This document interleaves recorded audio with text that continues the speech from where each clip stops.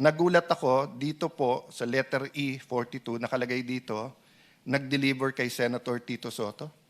Pwede nyo bang i-verify? Totoo po to at ay kwento nyo yung circumstance. Yes, Your Honor. Sige, sir. Yung time na yan, Your Honor, advance team kami, Your Honor.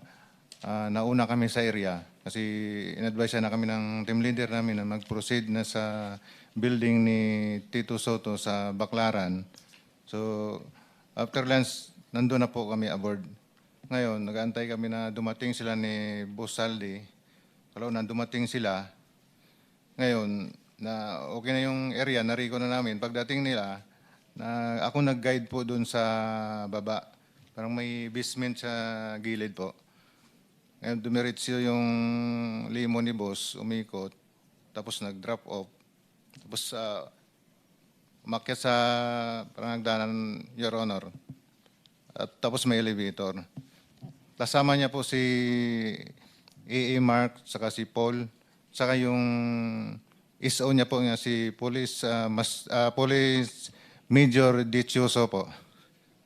Tapos noon, pasakay siya sa elevator, pagbukas ng elevator, may nagsalubong po doon. Sumakay sila. Tapos yung malita po na dala po namin, nadala po ng mga kasama ko, tulak-tulak po nila yung dalawa, hinabol ko yung dalawa, at sinambay po sa elevator. Tapos yung the rest po na ibang malita, hindi po nakahabol, nauna na po, akyat sa taas po. Anong dineliver nyo? Pera? Pera po. Alam mo magkano? Large po, malaki. Large. Ang large usually, ang laman ay... 40 to 70 po. So, ilan ang dineliver? Mga 40 to 70 po yung So, isang laman po. maleta lang.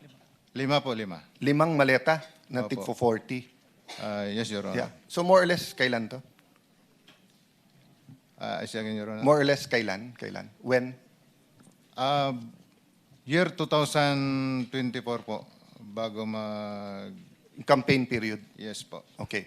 So, kaya ako to tinatanong dahil mabigat sa akin to dahil nga pinaniniwala natin yung Blue Ribbon Committee na pinamunuan ni Senator Lacson, but everyone knows magpartner talaga yan si Senator Tito Soto and Senator Lacson, no? Not partners in business but partners in politics, no?